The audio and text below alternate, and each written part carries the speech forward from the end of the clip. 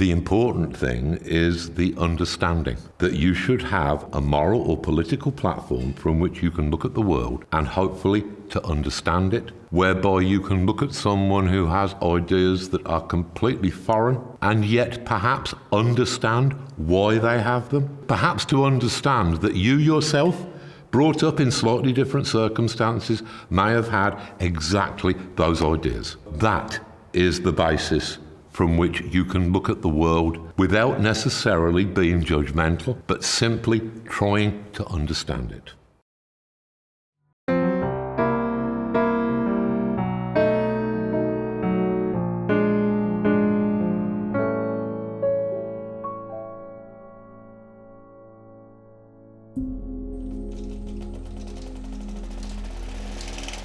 Spesso le figure artistiche capaci di cambiare radicalmente l'arte da loro prediletta provengono da situazioni sociali e familiari non eccellenti. Questo però ha permesso loro di sviluppare una sensibilità analitica diversa dai loro contemporanei, sensibilità sostenuta anche da una fame culturale che non si placa mai, capace di avvolgere qualsiasi ramo artistico, insaziabile. Alan Moore, almeno in questo, non è un'eccezione. Nato nel 1953 a Northampton da una famiglia appartenente al ceto operaio, fin dalla nascita ci tenne a differenziarsi dagli altri. Nacque infatti con un difetto all'occhio sinistro e una predisposizione genetica all'orecchio destro. Crescendo si ritrovò spesso ad avere un apprendimento più veloce dei suoi coetanei, imparando a leggere già prima di frequentare la scuola. Questo gli permise di poter occupare il suo tempo in modi diversi e così iniziò a divorare libri su libri. Il suo primo amore furono i fantasy e le leggende classiche. Passò infatti da leggere romanzi gotici ad approfondire i miti nordici, dai romanzi arturiani alle leggende greche e romane. Ma le letture di Alan non si fermavano qua. Come tutti i ragazzini della sua età, infatti, seguiva vari fumetti britannici. La maggior parte di quei fumetti però era abbastanza monotona. Storie umoristiche ambientate in ambienti tipici della classe media, che parlavano di ragazzini birbanti che venivano scolacciati da genitori e insegnanti. Un giorno però qualcosa riuscì a sconvolgere il nostro, qualcosa che lo indirizzò sempre di più verso una vita dedicata al fumetto. Scoprì la quadricromia. I fumetti britannici, infatti, erano monocromatici, da qui nasce lo shock visivo quando vide per la prima volta un fumetto supereroistico americano. Alan fu subito attratto non solo dalla vivacità delle tavole, ma anche dall'incredibile design dei personaggi in copertina. Fu così che, proprio nel mezzo della Silver Age, iniziò a leggere Superman, Flash e Batman. Fu proprio uno di questi supereroi una delle figure più importanti della sua infanzia. Riuscì a trovare un faro morale nel personaggio di Superman. Esso, infatti, non mente, non tradisce, non uccide. Ma Superman non fu la lettura più importante ed influente per il giovane Moore. Ci fu un altro evento che lo sconvolse ancora di più della scoperta della quadricromia. Era il 1962, Alan era già un avido lettore di fumetti, tra cui Black Hawk, un fumetto creato diversi anni prima da una delle figure più importanti della nona arte, Will Eisner, che parlava di un gruppo di piloti di aerei di combattimento guidati dal personaggio che dà il nome all'opera, Black Hawk. Un giorno Alan si ritrovò a letto ammalato e la madre Sylvia si offrì di comprargli un fumetto per consolarlo. Sfruttò allora l'occasione per chiederle proprio di Black Hawk. Sfortunatamente però non ricordò il nome dell'opera e allora descrisse la copertina alla madre, semplicemente un gruppo di personaggi in costume blu. La madre, con iniziale disappunto di Alan, tornò con un fumetto dalla copertina molto simile ma profondamente diverso, Fantastici 4 numero 3. Nel giro di una notte Moore divenne un fan devoto dell'allora neonata Marvel Comics e soprattutto di Jack Kirby. I personaggi DC infatti si potevano considerare come degli archetipi dei personaggi monolitici ma che, proprio per questo, risultavano monodimensionali. Stan Lee e i suoi collaboratori, con le loro storie molto più crude e reali, aggiunsero una seconda dimensione e il disegno si adeguò a questo approccio. Kirby mostrò un'intensità nel disegno sottolineata da un'attenzione per il dettaglio e per il segno mai vista prima. Questa fu una scoperta che segnò in maniera irreversibile Alan e che lo indirizzò definitivamente verso il fumetto. Il giovane Alan, grazie ai suoi eccellenti risultati scolastici, riuscì ad ottenere l'ammissione alla prestigiosa Northampton Grammar School, ma questo non fu un bene per lui. Si ritrovò infatti catapultato in un contesto borghese che per un ragazzino cresciuto in un ambiente proletario era praticamente un altro mondo. Rigide regole imposte dal preside, uniformi identiche per gli allievi, tutti che venivano chiamati per cognome. Un ambiente decisamente troppo restrittivo per uno spirito come quello del nostro. Fu intorno a quel periodo che capì come l'ambiente accademico non faceva per lui e iniziò sempre di più ad approfondire il medium fumetto, aggiungendo alle sue letture opere come The Spirit di Will Eisner e la rivista umoristica Mad di Hervé Kurtzman, che, quasi naturalmente, lo portarono a scoprire la prosperosa scena underground, da Robert Crumb alle riviste come Oz e Arcade. E fu proprio l'ambiente underground a ricevere i primi lavori dell'autore che più di tutti un giorno avrebbe rivoluzionato il fumetto.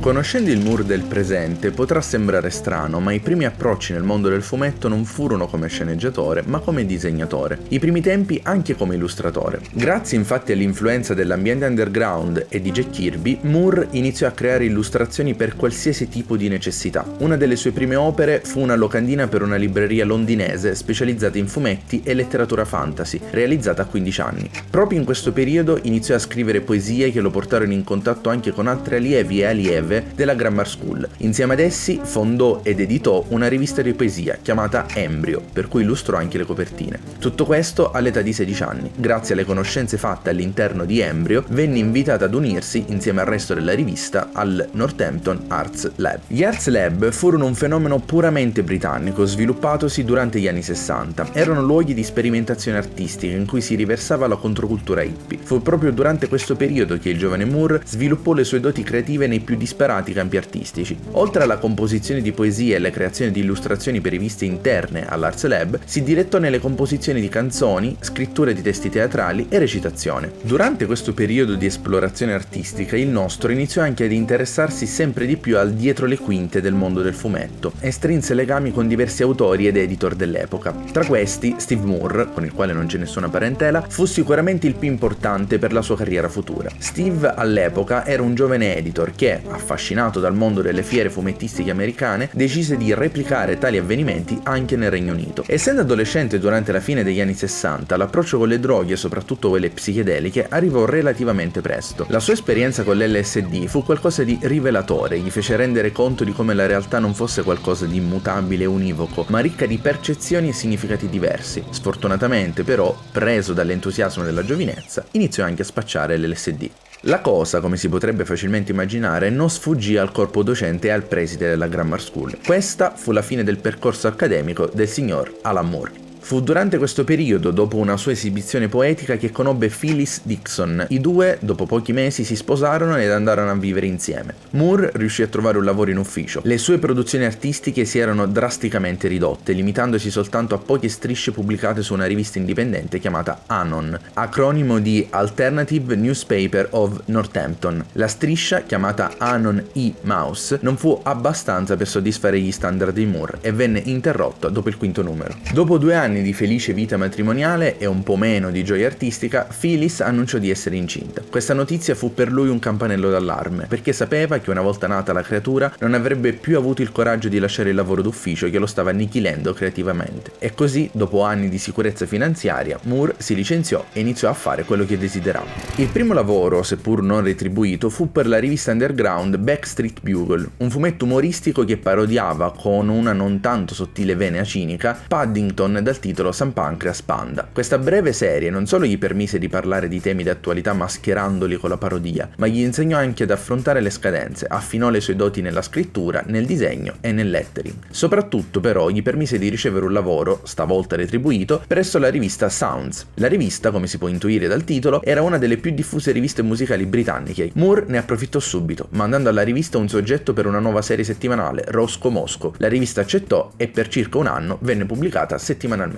Il fumetto raccontava le avventure di un alcolizzato con qualche disturbo mentale che credeva di essere un investigatore privato. Attraverso le pagine dell'opera, Moore si occupò principalmente della scena musicale contemporanea, inserendo nelle vignette riferimenti a personalità musicali come Iggy Pop, David Bowie e Brian Eno. Un lavoro del genere gli permise di sperimentare molto, soprattutto a livello grafico, provando nuove tecniche e rischiando con diverse soluzioni visive. Le influenze in questo primo lavoro, vedendo l'intensivo uso del puntinismo, sono palesi, partendo dalla più importante confortante quella di Robert Crumb e passando da Will Eisner e Jim Steranko. Roscoe Moscow permise a Moore di ricevere anche un altro incarico per un giornale locale, il North Ends Post. Il giornale era alla ricerca di una striscia regolare, qualcosa che si rivolgesse ai bambini utilizzando come protagonista un gatto. Ovviamente Moore non era minimamente interessato a realizzare un prodotto per bambini e creò Maxwell the Magic Cat, una sorta di antitesi di Garfield. Il personaggio infatti raccoglieva lo spirito tagliente di Moore, il suo amore per i giochi di parole e la satira politica. Quello che era iniziato come un lavoro che serviva per arrotondare lo stipendio divenne l'opera più longeva del nostro, andando avanti ininterrottamente e settimanalmente per 9 anni. La scrittura si interruppe soltanto perché il giornale pubblicò un editoriale che Moore ritenne omofobico, a cui conseguì l'immediato ritiro della striscia. Finalmente, dopo anni di insicurezza finanziaria, Alan riusciva a sostenere la sua famiglia grazie al suo lavoro come fumettista. Si rese però conto di una cosa: non sarebbe riuscito a farlo ancora per molto. Moore, con il suo stile di disegno, oltre ad essere particolarmente lento, non era neanche così bravo da poter essere notato. Decise allora di focalizzarsi sulla scrittura. Contattò il suo amico Steve Moore, con cui aveva mantenuto i contatti e che stava già lavorando per la Marvel UK. Ovviamente fu accettato. La divisione britannica della Marvel, però, era ben diversa da quella americana. I titoli erano per lo più ristampe delle serie gemelle americane, spezzate in blocchi settimanali per seguire il formato tipico britannico. Pur essendo però una sussidiaria della campagna americana, la Marvel UK aveva i suoi titoli di punta, come Doctor Who. Fu proprio sulle pagine del più importante personaggio fantascientifico inglese che iniziò a scrivere Moore. Le sue storie su Doctor Who erano diverse da quelle classiche. Per prima cosa, infatti, non si concentrava sul protagonista ma sui comprimari. Come anche le diverse nemesi, ad esempio nella storia Black Legacy, vediamo protagonisti Cybermen impegnati ad affrontare un'arma segreta che minaccia la loro società, anche se probabilmente la cosa più importante di questa storia è chi la disegna. Vediamo infatti la prima collaborazione di Moore con David Lloyd, con il quale creerà V per Vendetta e che a quei tempi era un disegnatore regolare della Marvel UK. Dopo aver scritto altre storie per la serie Doctor Who, gli venne affidata un'altra serie simbolo della fantascienza, Star Wars. Moore scrisse diverse storie per il titolo, in cui però si dedicò più all'aspetto mitologico del mondo narrativo che agli aspetti eroici dei personaggi, come fatto nei film e dai precedenti sceneggiatori della serie fumettistica.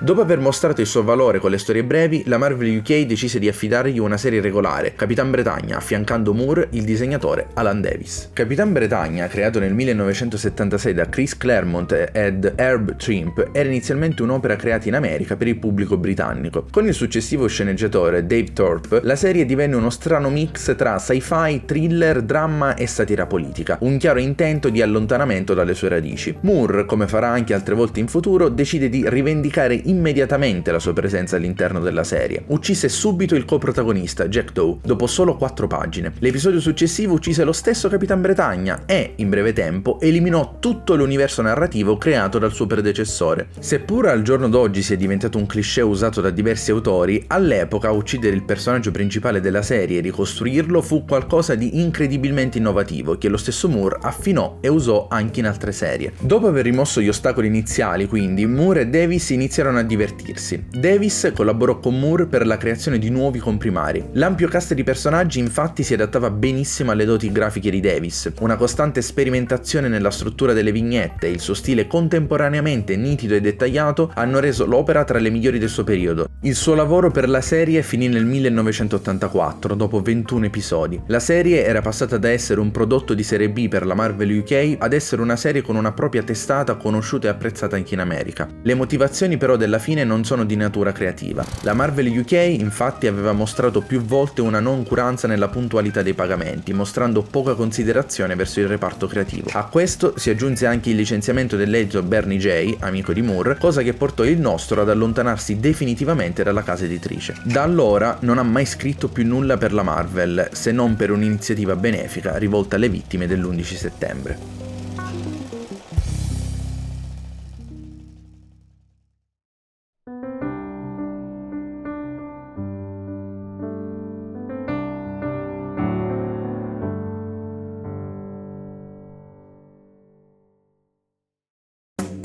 Durante il periodo di produzione per la Marvel UK, Alan si interessò anche ad un'altra rivista britannica che pubblicava soprattutto storie di fantascienza, la 2000 AD, edita dalla IPC. L'idea era quella di scrivere una sceneggiatura per Judge Dredd, l'opera principale della rivista. La sceneggiatura venne inviata e ovviamente, nonostante le buone impressioni lasciate all'editor dell'epoca, Alan Grant, non venne preso come sceneggiatore per Judge Dredd. Nonostante ciò, però, venne data a Moore la possibilità di scrivere diverse storie brevi autoconclusive, un metodo molto usato dalla 2000 AD per mettere alla prova i giovani autori. Dopo che le sue prime sceneggiature vennero accettate per la collana Future Shock, iniziò a scrivere ad un ritmo quasi inumano. Scrisse un totale di 28 episodi per Future Shock e 13 per Time Twister, altra collana della 2000 AD. Nonostante le limitazioni imposte dal formato e dall'editore, come ad esempio una lunghezza ridotta e la presenza di un finale a sorpresa, riuscì comunque a creare storie interessanti, come una storia in cui viene raccontata una vita vissuta all'inverso, idea già usata da Il misterioso caso di Benjamin Button, ma che venivano rese stimolanti dal fatto di essere concluse in 4 pagine, ovviamente condite con spunti umoristici e horror.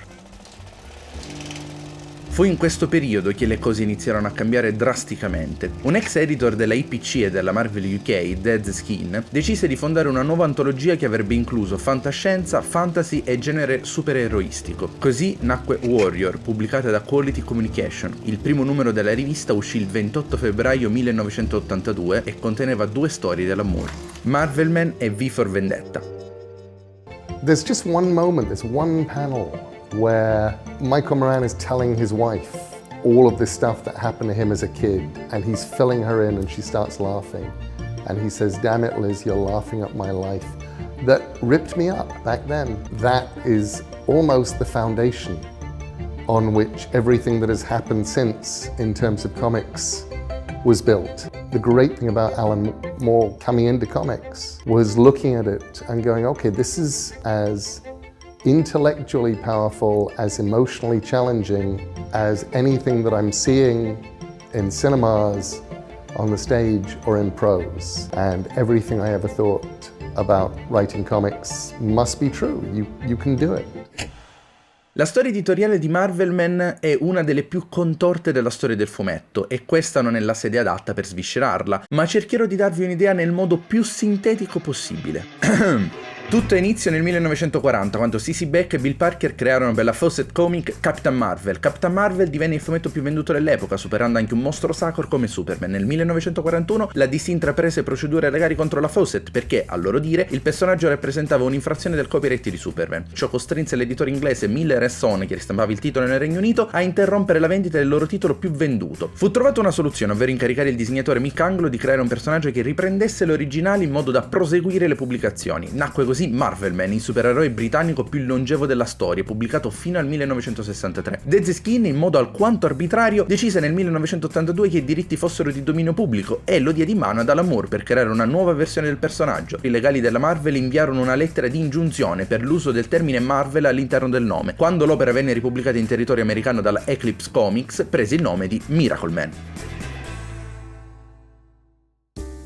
Il primo disegnatore ad essere affiancato a Moore fu Gary Leach, una scelta che si rivelò perfettamente in linea con le intenzioni narrative del nostro. Se infatti i disegni di Anglo su Marvelman degli anni 50 erano spiccatamente cartuneschi, quelli di Leach avevano un approccio fotorealistico e incredibilmente dettagliato, ideali per il nuovo tono delle storie. Il concetto di Moore, alla base del suo lavoro, era molto semplice: prendere un personaggio kitsch indirizzato per lo più ai bambini e collocarlo nel mondo reale del 1982. La figura del supereroe all'inizio della storia è rappresentata solo nella mente del giornalista Mike Moran. A differenza del giovane ed energico giornalista delle storie originali, qui è un uomo di mezza età, sovrappeso, sposato, con continue emicranie e sogna di volare. Durante un attacco terroristico ad una centrale nucleare di cui rimane vittima, ricorda per caso la parola magica che risveglia i suoi poteri, Kimota, e si trasforma per la prima volta in 20 anni in Marvelman, in una sequenza narrativamente e artisticamente spettacolare. Ciò che riuscì a conquistare i lettori fin da subito fu proprio l'abilità di Moore nel permettere una identificazione con il personaggio, indipendentemente dai suoi poteri. Moran, infatti, si comporta esattamente come farebbe un qualsiasi lettore se scoprisse di avere poteri simil divini. Da quel momento la storia prosegue inserendo in ogni capitolo un nuovo elemento narrativo che stratificava ancora di più la narrazione, che segue di pari passo il riaffiorare dei ricordi in Marvelman. Decide inizialmente di rintracciare la sua ex palla, Kid Marvelman, ovvero Johnny Bates, che però non aveva mai perso la memoria e in quei 20 anni ha affinato le sue abilità e le ha sfruttate per costruire un impero economico. Un sociopatico con i poteri di un dio, il villain ideale. Un ruolo importante lo ricopre anche il personaggio di Liz, moglie di Moran, che si ritroverà coinvolta in un particolare triangolo amoroso tra lei, Moran e il suo alter ego Marvelman. Il titolo però aveva dei problemi con il rispetto delle scadenze. Leitch, infatti, per poter disegnare tavole così accurate e dettagliate aveva bisogno di un intero mese di lavoro. Così, dopo alcuni numeri, venne chiesto ad un autore di aiutarlo e dopo breve tempo lo sostituì del tutto, ovvero Alan Davis. Davis si impose subito, rielaborando l'aspetto fisico di Marvelman, rendendo il suo volto più aggraziato e femmineo. Questo perché doveva rappresentare l'uomo perfetto. La presenza di Davis come disegnatore però non durò molto. A causa delle divergenze con Moore e Deadskin decise di abbandonare la serie dopo soltanto 8 numeri. Le varie dispute interne portarono ad un'interruzione del titolo di circa 2 anni. Fortunatamente l'editore americana Eclipse, dopo essersi assicurati i diritti per la ristampa, decise di commissionare anche nuovo materiale. Venne scelto Rick Veitch. Dopo aver trovato nuova stabilità artistica però Moore si trovò davanti a un altro problema. Nei 2 anni di pausa uscirono diverse opere incredibilmente attuali e capaci di trasformare il fumetto, come Il Ritorno del Cavaliere Oscuro e il suo stesso Watchmen. Doveva quindi trovare un modo per mantenere la serie coerente, avendola ambientata inizialmente nel 1982. Decise quindi di usare un salto temporale di 4 anni, cambiando completamente ambientazione all'opera. Questo non solo diede nuovi stimoli creativi, ma rese tutto ciò scritto prima un flashback, riuscendo a cambiare il senso dell'opera e contemporaneamente portandola avanti. Il terzo e ultimo libro, anche se non sarà l'ultimo, fu disegnato dal disegnatore americano John Totleben. La sua presenza riesce a portare un nuovo livello artistico all'opera, che si nota anche dal diverso stile usato da Moore. Vediamo infatti che la narrazione dell'opera ora procede soprattutto usando le didascalie, in modo da permettere alle tavole di Totleben di esplodere in tutta la loro bellezza nel finale apocalittico dell'opera. La serie continuò, ma senza Moore. Quest'ultimo infatti si rese conto che non aveva più nulla da dire con quel mondo e quei personaggi e propose all'Eclipse un giovane autore per proseguire l'opera, Neil Gaiman, ma questa è un'altra storia. Marvelman è stata la prima opera supereroistica decostruzionista, il suo valore storico è innegabile, capace anche di trascendere il medium e influenzare il cinema in film come Unbreakable o anche le serie televisive come Heroes. Nel panorama attuale, dove il cupo realismo viene abusato nelle storie di supereroi, Marvelman potrebbe non sorprendere per alcune scelte, ma all'epoca fu una delle 2 storie che portò il nome di Moore sulla bocca di tutti. 2 storie, appunto.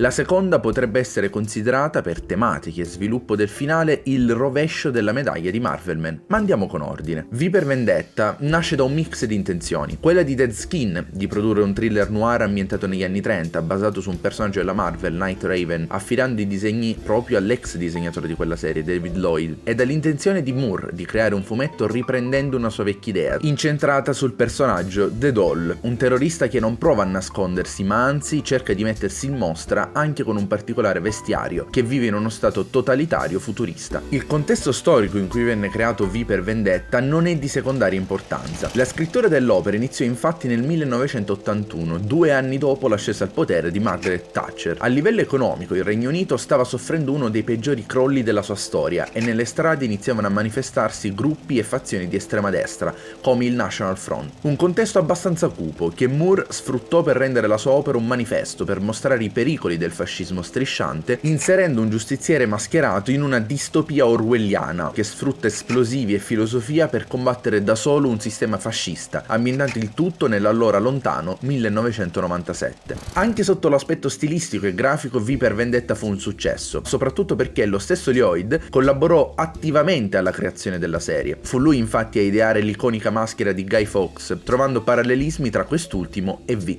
Lo stesso Moore sfruttò molto il simbolismo per far immedesimare il lettore. L'incipit della storia esplicita le cose abbastanza chiaramente. Infatti, a seguito di una guerra nucleare, l'Africa e l'Europa continentale vengono eliminate. La rovina della società che seguì lasciò tutto in mano ad un governo autoritario che prese il potere in Inghilterra. Le prime attività del nuovo governo furono internare i potenziali sovversivi, gli estremisti, ma anche le persone di colore, gli asiatici, gli ebrei, facendo precipitare la nazione nel terrore. V si staglia solitario contro questo questo governo. Replicando il tentativo fallito di Guy Fawkes, V distrugge il Parlamento in una scena poetica e terrificante. Narrativamente la trama si dipana in due storyline fortemente intrecciate. La prima che segue le attività di V, figura impegnata a distruggere i simboli del governo fascista e assassinare leader politici. La seconda che segue le indagini della polizia sui suoi crimini. Un altro elemento importante della narrazione è il personaggio di Avery, una sedicenne che V salva da uno stupro da parte di agenti della polizia segreta e che sviluppa un forte sentimento verso V, un misto tra devozione, affezione e timore. La presenza del personaggio ha una valenza storica non indifferente. Nel periodo in cui l'opera venne scritta, infatti, l'uso di personaggi femminili forti era molto raro, ma Moore, come vedremo anche in opere successive, ha sempre saputo anticipare i tempi. La componente grafica riesce a non essere da meno. Lloyd infatti abbandonò la pratica comune di disegnare linee intorno ad ogni oggetto e personaggio. Propose a Moore, inizialmente riluttante all'idea, di non usare alcune tipiche soluzioni fumettistiche come didascalie narrative, balloon di pensiero o onomatopee. Una scelta che rese l'opera più reale, più viva. L'opera, pur subendo come Marvelman le stesse interruzioni dovute al collasso di Warrior, ha potuto trovare la sua degna conclusione ad opera della DC Comics nel 1988. Marvelman e V per Vendetta furono pubblicate contemporaneamente su Warrior e, se l'etichetta non avesse avuto i problemi che poi ci sono stati, sarebbero state concluse entrambe intorno al numero 40. Conoscendo l'abilità di Moore nella contrapposizione, non si può che pensare a come il loro sviluppo antitetico sia stata una scelta volontaria. In un'opera l'eroe mascherato combatte una dittatura fascista creatasi in Inghilterra, nell'altra un supereroe ariano senza maschere ne impone una. V per Vendetta vive di atmosfere, sensazioni oscure e pieno di inquadrature regolari e minuziosamente costruite. Marvelman invece è molto più libero, passionale, mutabile nella costruzione delle tavole. Le scenografie di V sono le strade, le case, gli uffici governativi. Quelle di Marvelman sono bunker di società segrete, giungle e strutture aliene. Eppure le due opere hanno anche punti di incontro. In entrambe le serie le figure che rappresentano l'autorità cercano di controllare e comprendere i due protagonisti, ma falliscono miseramente. I simboli della società vengono mostrati come fragili, ma il punto di incontro più interessante è la figura della donna come unica incarnazione della normalità. Liz Moran da una parte e Avery Hammond dall'altra rappresentano per il nostro la moralità umana, contrapposta all'assenza della stessa nella figura dell'eroe. In V infatti non vi è presenza di sensi di colpo nell'uccidere, frutto di una ferrea convinzione nelle proprie idee. Marvelman invece è quasi estraneo alla società umana e ai legami che intercorrono tra le persone, quasi come fossero degli animali. Entrambe le protagoniste femminili cercano di inserirsi nel percorso dell'eroe, ma entrambe vengono allontanate. Separatamente le due opere sono stupefacenti, ma è grazie ai loro parallelismi e contrasti che viene messa in risalto la vera bellezza artistica e narrativa. V è distopico, Marvelman utopico. Procedendo di pari passo nella pubblicazione, Moore spinge il lettore a porsi delle domande sulle soluzioni scelte dai due personaggi per risolvere i problemi dell'umanità. Il mondo perfetto di un uomo non è detto che sia anche quello di un altro. Prima della chiusura definitiva di Warrior, Moore scrisse per la rivista anche una serie comica, The Bo Jeffries Saga, disegnata da Steve Parkhouse. La serie è un crudo e spiccatamente britannico sguardo alle difficoltà di una famiglia di mostri, alle prese con l'adattamento nella comunità locale. Le sceneggiature di Moore però non erano mai ciniche, anzi mostravano molto affetto verso quella famiglia di emarginati. Probabilmente è il miglior lavoro comico del nostro, dove mostra un incredibile senso ritmico nei tempi comici, cosa sempre poco considerata dai critici ma che fa capire ancora di più quanto sia un autore completo. La popolarità raggiunta dalle sue serie su Warrior permise a Moore di ricevere sempre più libertà creativa. Nacquero così tre opere che, chi più chi meno, rimasero nel cuore dei lettori della rivista fantascientifica: Skiz di R. Quinch e The Ballad of Halo Jones. Skiz nasce sulla falsariga di E.T. di Spielberg, ma invece di creare una banale imitazione dell'opera cinematografica, Moore creò una storia divertente che riuscì ad essere sorprendentemente toccante e puntellata di analisi politiche. Pur non essendo mai stato considerato dallo stesso Moore un successo qualitativo, divenne un piccolo classico della 2000D. D.R. Quinch è un'opera caotica, allegra, anarchica e incredibilmente divertente. I personaggi sono due giovani delinquenti alieni dalla dubbia stabilità mentale, con la passione per le armi, soprattutto quelle nucleari, per la distruzione e il genocidio. Moore ancora una volta sfrutta il genere per inserire satira politica sull'utilizzo delle armi nucleari, romanticismo adolescenziale e critica al sistema Hollywood. Anche qui sarà accompagnato da un Alan Davis in stato di grazia, ma la sua opera migliore fu Halo Jones. The Ballad of Halo Jones fu il primo lavoro della 2000D ad avere una protagonista femminile, ma non solo, fu anche la prima eroina apertamente femminista del mondo dei fumetti, il tutto senza avere alcuno straccio di potere. Ambientata in un mondo altamente dettagliato e complesso, ricca di riferimenti alla società contemporanea, l'opera segue le avventure della giovane Halo Jones alle prese con un mondo pericoloso e vasto, un mondo che la obbliga a portare con sé svariate armi e a seguire percorsi secondari anche solo per andare a fare la spesa. La popolazione rappresenta l'apoteosi della società eterogenea futuristica, alieni, robot mutanti ma anche punk e altri sbandati che lottano per sopravvivere. Ogni piccolo dettaglio di questo mondo verrà minuziosamente inserito col proseguire dell'opera, che cambierà anche registro e struttura nella sua pubblicazione, come per esempio all'inizio del secondo libro, quando la storia di Halo Jones verrà narrata sotto forma di flashback, una delle soluzioni narrative preferite da Moore. Sfortunatamente, l'incessante ricerca di libertà creativa portò il nostro ad entrare in contrasto con l'editor di 2000D e fu così che Halo Jones si concluse precocemente dopo 37 episodi.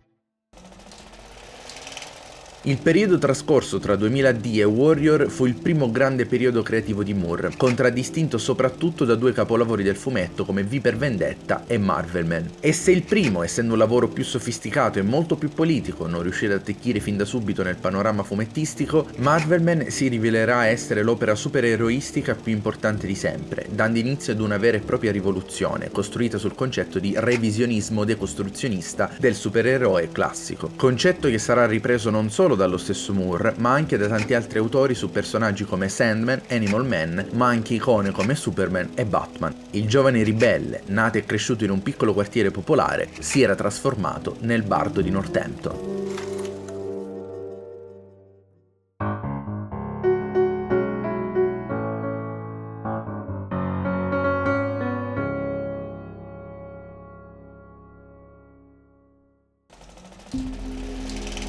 All'età di 30 anni aveva già un curriculum invidiabile. Tra i lavori giovanili e quelli del periodo Warrior aveva sconvolto l'ambiente britannico, vincendo anche diversi premi, tra cui l'Eagle Award come miglior sceneggiatore nell'82 e nell'83. Fu proprio in quel periodo che ricevette la chiamata di Len Wein, editor della DC e creatore e sceneggiatore di diverse opere, tra cui Swamp Thing. Fu proprio per questa serie che offrì a Moore un contratto come sceneggiatore. Inizialmente il nostro pensò che si trattasse di un poco elaborato scherzo fattogli dall'amico e collega David Lloyd. Solo dopo aver ricevuto ripetute conferme della bontà dell'offerta, capì che era l'occasione più importante capitatagli finora. Aveva l'opportunità di scrivere per un colosso dell'editoria americana, la casa editrice che aveva dato i natali alle sue prime letture. Moore si mise subito al lavoro.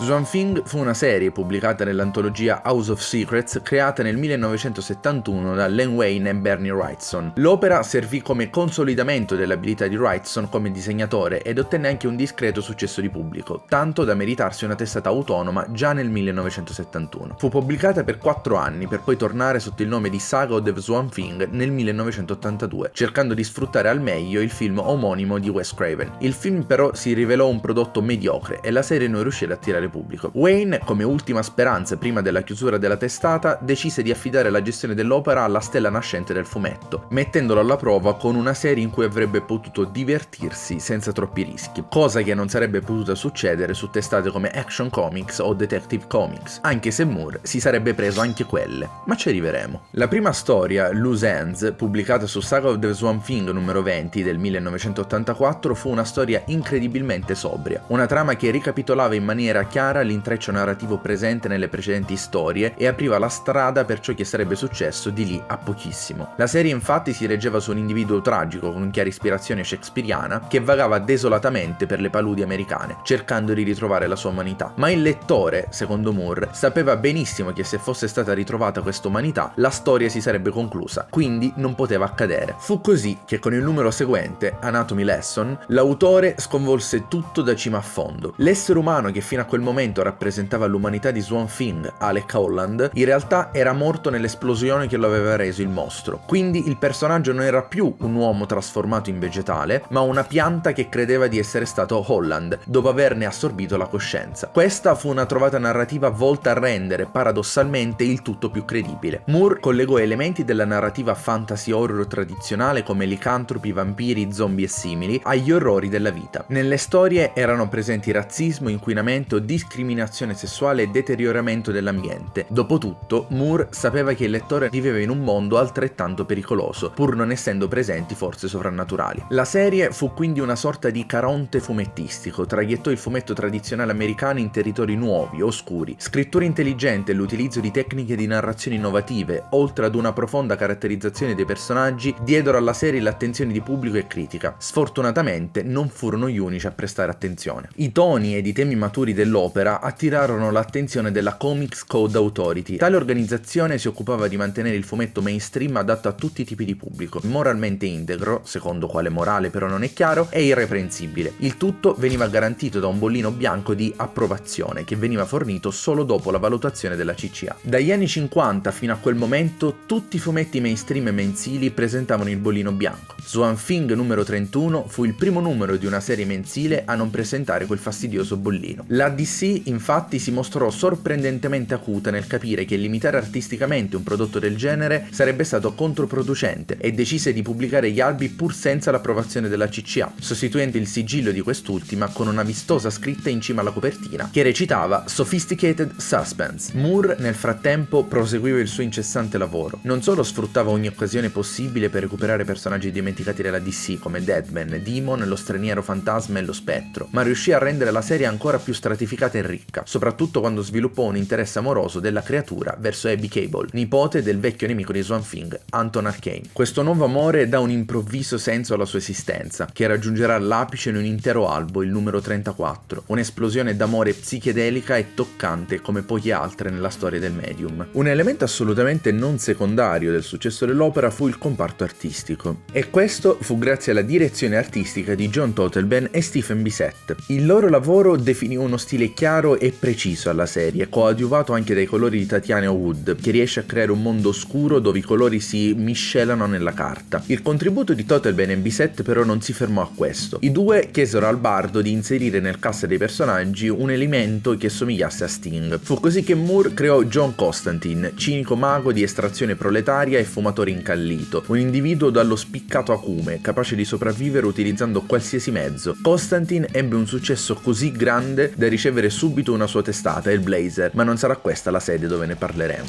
All'apice del successo, Moore percepì di aver esaurito le idee per la serie e abbandonò il progetto. Da quando aveva iniziato a scrivere per Swamp Thing 4 anni prima, la testata era passata da 17.000 a 100.000 copie vendute per numero e l'opera aveva vinto tutti i principali premi del mondo del fumetto. A posteriori, la scelta di affidare a Moore Swamp Thing, seppur fatta per metterlo alla prova e risollevare una testata vicina alla morte, fu il modo perfetto per permettergli di affermarsi globalmente come uno dei migliori autori di fumetti, capace di rivoluzionare il medium. L'intera etichetta Vertigo, oggi giustamente ricordata con affetto e rispetto da pubblico e critica, nacque nel 1993, 10 anni dopo il primo numero di Swamp Thing scritto da Moore. Citando Len Wein, editor della DC e creatore del personaggio Swamp Thing, i cambiamenti apportati al protagonista contribuirono a rivoluzionare questa forma d'arte. Il suo linguaggio era pura melodia. Con Alan, d'un tratto, la narrativa grafica aveva cominciato finalmente a maturare. Ad un certo punto chiunque tra editor e autori voleva collaborare con lui. Fu così che gli venne proposto nel 1985 di scrivere una storia per il personaggio più importante della casa editrice, Superman. Ai disegni ritrovò Dave Gibbons, conosciuto ai tempi di 2000D. Le 40 pagine che compongono la storia per l'uomo che ha tutto sono la dimostrazione che il nostro sapeva gestire egregiamente anche storie supereroistiche tradizionali. Una storia che si apre con il compleanno dell'uomo d'acciaio, quest'ultimo però è stato reso impotente da Morgul, noto supervillain, utilizzando un parassita alieno. E mentre Batman, Robin e Wonder Woman cercano di salvarlo, viene mostrato il mondo onirico nel quale è imprigionato l'azzurrone. Un mondo dove Krypton non è mai esplosa, lui non è mai arrivato sulla Terra e vive una semplice vita sul suo pianeta natale. La storia, nonostante presenti qualche piccola chicca narrativa e grafica, non disdegna i classici topoi narrativi del genere, tant'è che una delle scene più memorabili è uno scontro fisico. Fu una storia semplice ma molto apprezzata da pubblico e critica e aiutò Moore per quello che sarebbe successo di lì a poco. Nel 1985 la DC, sulla falsariga della Marvel, stava preparando un evento che avrebbe sconvolto tutto l'universo editoriale, resettando in pratica tutte le testate principali rivali, comprese Action Comics e la tostata sorella Superman. Julius Schwartz, editor delle due testate, sapendo che il nuovo corso della serie sarebbe stato affidato a John Byrne, decise di chiudere in grande stile la sua gestione sul mondo narrativo dell'Azzurrone. La sua idea era molto semplice: far credere ai lettori che quelli sarebbero stati gli ultimi numeri di Superman. Doveva solo trovare gli autori adatti per farlo. La prima scelta fu facile, dato che aveva scritto la prima storia, doveva anche scrivere l'ultima, ovvero Jerry Siegel. Nonostante la disponibilità di quest'ultimo, però, a causa di alcuni problemi legali, non si poté raggiungere un accordo in tempi brevi. Un giorno, però, mentre faceva colazione, incontrò Moore. Dopo aver raccontato al nostro le sue difficoltà nel trovare una soluzione all'ultima storia di Superman, Moore si alzò dalla sedia, si avvicinò a lui, gli mise le mani al collo e gli disse che se avesse fatto scrivere quella storia a qualcun altro lo avrebbe ucciso. Ripeto, questo è il racconto di Schwartz, però in tutta onestà non fatico ad immaginare che sia andata proprio così. La scelta del disegnatore fu molto più semplice. Venne scelto il disegnatore che forse più di tutti aveva forgiato l'immaginario visivo di Superman dei lettori, Curt Swan. La storia fu pubblicata in due parti, la prima su Superman 423, la seconda su Action Comics 583, col titolo Che cosa è successo all'uomo del domani. Moore inserì nella storia ogni elemento chiave della storia del personaggio, da Bizzarro all'ex Luthor passando per il cane Crypto e Lana Lang, un meraviglioso tributo verso il personaggio e tutta la Silver Age. Ovviamente, essendo Moore, non mancano elementi oscuri all'interno della storia. Diverse storyline vennero chiuse in tragedia o attraverso un sacrificio, ma questo tutto in funzione del simbolismo narrativo, una rappresentazione della transizione dall'innocenza che caratterizzava le gloriose storie degli anni 50 a quelle più rozze degli anni 80. La storia divenne subito una delle storie più amate di sempre e nonostante Superman continuò la sua serializzazione, quella rappresentò a tutti gli effetti la fine di quel personaggio pubblicato ininterrottamente dalla fine degli anni 30 a metà anni 80. Dopo aver lasciato il segno anche su Superman, Moore scrisse diverse storie brevi per altre testate della DC, tra cui anche per Lanterna Verde. Una in particolare si rivelerà importante, si chiamava In the Blackest Night e servì come base per costruire l'evento più importante della storia editoriale di Lanterna Verde, che verrà scritto da Geoff Johns negli anni 2000, ma questa è un'altra storia. Indubbiamente Moore si stava divertendo a scrivere e modellare quanti più personaggi possibili. Il sogno del ragazzino di Northampton era finalmente diventato realtà, ma qualcosa stava cambiando. Un terremoto artistico stava per colpire il mondo del fumetto come mai nient'altro prima d'allora. Stava per iniziare la pubblicazione di Watchmen.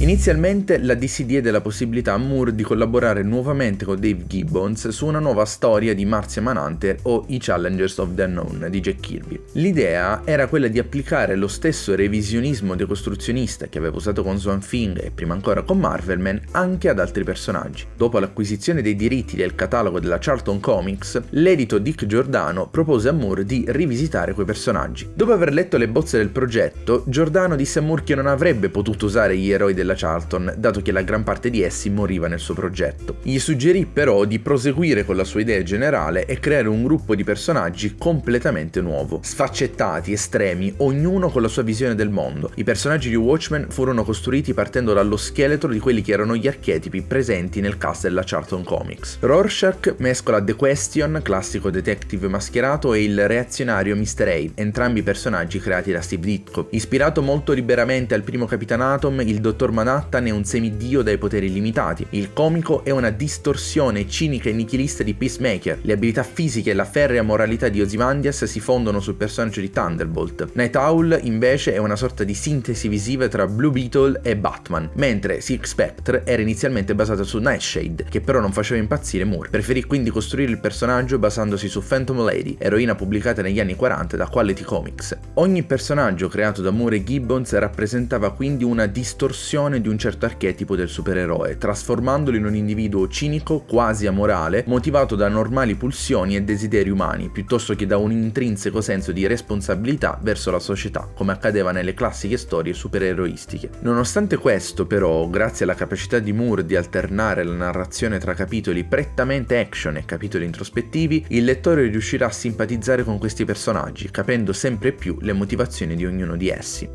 Un altro elemento di straordinaria importanza dell'opera fu la sua struttura grafica. Moore e Gibbons scelsero di usare la griglia 3x3, presente in quasi metà delle tavole. La griglia 3x3, usata in passato da autori come Kirby e Ditko, permette di concentrarsi meglio sul racconto piuttosto che cedere all'impulso artistico e creare tavole sorprendentemente belle, ma che, a conti fatti, non aggiungono molto alla comprensione della trama. La ripetizione della stessa impostazione grafica tende a far sparire il layout, creando una maggiore immersione nella storia e mantenendo un opportuno ritmo della lettura. Inoltre, presentando improvvise alterazioni alla griglia, gli autori sanno bene che il lettore, ormai abituato, sarà colpito dal cambiamento e perciò saprà di trovarsi in un momento importante della narrazione. I due autori sfruttarono appieno la griglia 3x3, mostrando le molte possibilità concesse dal formato. La prima tecnica usata, per esempio, si vede già nella prima pagina del primo capitolo, l'effetto zoom. Vediamo uno zoom inverso, dove il campo d'azione si allarga progressivamente, prima dall'inquadratura dello smiley per arrivare a mostrare il detective Joe Birkin. Attraverso questa tecnica, usata più volte nell'opera, gli autori spingono il lettore a riflettere sulle interconnessioni che collegano le piccole parti al tutto. Un'altra tecnica utilizzata durante tutto il corso dell'opera è il montaggio concettuale. Tecnica usata nel cinema già da Eisenstein, questo tipo di montaggio propone una giusta posizione di immagini tra le quali non è presente un legame narrativo, ma presentano comunque delle analogie, simboliche o meno. Ad esempio,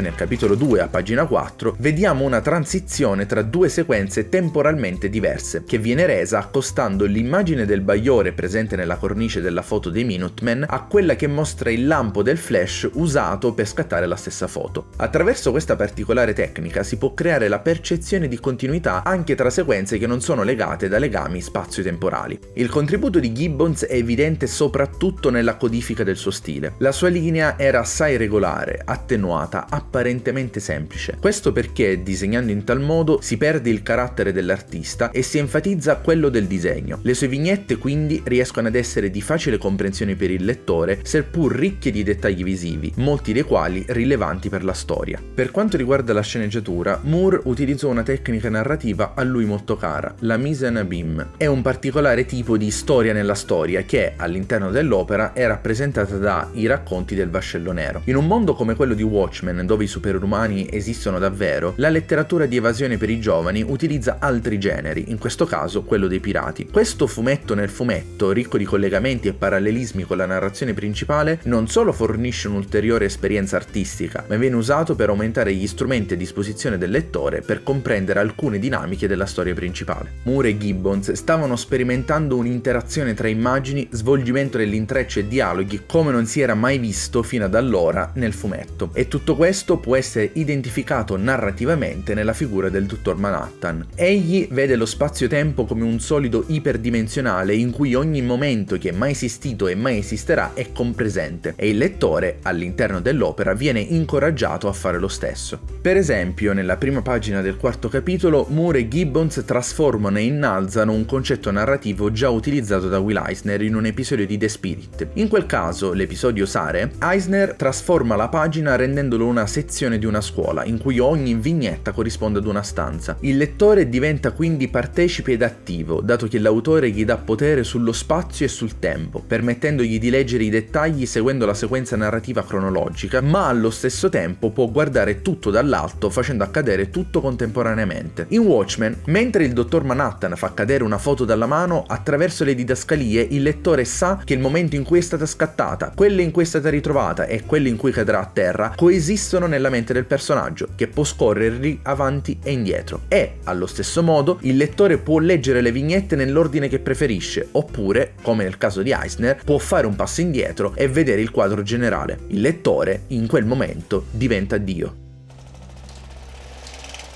Dopo il lavoro di Moore e Gibbons, non solo il supereroe cupo, postmoderno e decostruttivo divenne un genere a sé stante, ma anche il fumetto in sé venne scosso. Non era più un prodotto per una piccola nicchia di appassionati, ma qualcosa che riusciva ad essere invitante agli occhi di chiunque, anche di chi magari aveva fino a quel momento snobbato il fumetto, come se fosse letteratura di serie B. A questo contribuirono anche la vittoria del premio Hugo, la prima per un fumetto nel 1988, e, nel 2005, l'essere l'unico fumetto inserito dal Times Magazine nella lista dei 100 100 migliori romanzi in lingua inglese. Non fu tutto rose e fiori però. Oltre ad essere letteralmente preso d'assalto dai fan durante le convention, come se fosse una rockstar causandogli anche incubi e attacchi di panico, Moore fu rammaricato dall'influenza e dalla percezione che il pubblico, o almeno la maggior parte di esso, aveva della sua opera. Secondo Moore, la gente percepì soprattutto una dose elevata di violenza, una prospettiva politica sconfortante e pessimistica, con una spruzzata di sesso e volgarità qua e là. Questo portò negli anni alla produzione di fumetti che usavano Watchmen per validare trame per lo più sgradevoli, quasi come se l'opera avesse condannato il settore del fumetto mainstream ad anni di storie angoscianti e pretenziose. La speranza di Moore era un'altra, quella di vedere altri autori cimentarsi con progetti tecnicamente complessi come il suo, o almeno altrettanto ambiziosi. Nonostante la disillusione di Moore, l'opera è una delle più importanti del medium. Se con Marvelman aveva rivoluzionato la figura del supereroe, con Watchmen lui e Gibbons rivoluzionarono il fumetto mainstream. Ci furono altri lavori dopo Watchmen alla DC, il più importante fu sicuramente The Killing Joke. Nato dalla voglia di Brian Bolland, reduce del successo di Camelot 3000, di disegnare una storia di Batman con la sceneggiatura di Moore, l'opera prende ispirazione da Erased di Lynch, ponendo il Joker al centro della narrazione. Strutturata da due linee temporali parallele, il passato del Joker e il presente, la storia rende esplicita la simbiosi tra quest'ultimo e Batman, mostrandoli come se fossero due facce della stessa medaglia. Nonostante l'incredibile successo di pubblico, tanto da essere diventata una delle storie più amate e ristampate dalla DC, l'opera non fu mai una delle preferite di Moore. Secondo lui c'era troppa crudeltà, troppa violenza fisica. Mentre Watchmen ruotava sul concetto di potere, V per vendetta su fascismo e anarchia, The Killing Joke si fondava sui soli Batman e Joker, che però sono solo dei personaggi di fantasia, non simboli di qualcosa di reale. Dovevano esserci altri lavori per la DC, tra questi una nuova serie in grande stile chiamata Twilight of the Superheroes, che in futuro divenne Kingdom Come, ma i rapporti tra Moore e la DC erano ormai incrinati. Prima a causa di una disputa sulle mancate royalties del merchandising di Watchmen, poi per il nuovo sistema di classificazione introdotto senza aver prima consultato i suoi creativi, ovvero i cosiddetti titoli adatti a un pubblico maturo. Se non abbiamo sistemi di classificazione per i libri, perché mai dovremmo averli per i fumetti? A questo punto varrebbe forse la pena di etichettarli come pieni di tette interiori a ben visibili, no? La goccia che fece traboccare il vaso fu quando si diffuse la voce che i personaggi di Watchmen sarebbero stati affidati ad altri autori. Questa per Moore fu una minaccia a tutti gli effetti e, come abbiamo visto in passato, non è nel suo carattere reagire bene a certe cose. Onorò il contratto terminando V per vendetta e Watchmen e chiuse i rapporti. Ora, dopo anni di lavori redditizi e dopo aver già chiuso con la Marvel, Moore si ritrovò senza un grosso editore alle spalle su entrambe le sponde dell'Atlantico. Fu un passo decisivo, rimase fedele ai suoi principi e iniziò un percorso improvviso che si rivelerà decisivo per il suo futuro personale e artistico.